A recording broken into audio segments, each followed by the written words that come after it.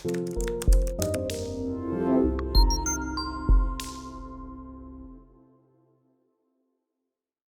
everyone, this is Lily with America Overhead Doors, and today I'm going to show you where to locate the model number of your LiftMaster garage door opener. And as always, if you're in Houston and need us to service your garage door, opener, or gate opener on a commercial or residential property, just give us a call or send us an email.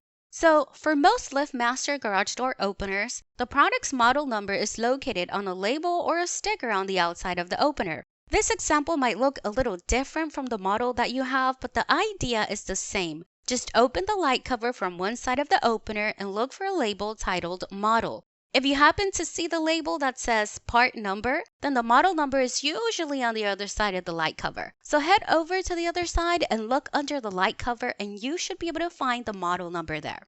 And that's it. That's how you locate the model number of a LiftMaster garage door opener. I hope this video was useful, and if so, please like our video and subscribe to our channel so you don't miss out on future videos. And also, if there's a specific how-to video that you would like for us to do, please let us know in the comment section. Thank you and stay safe.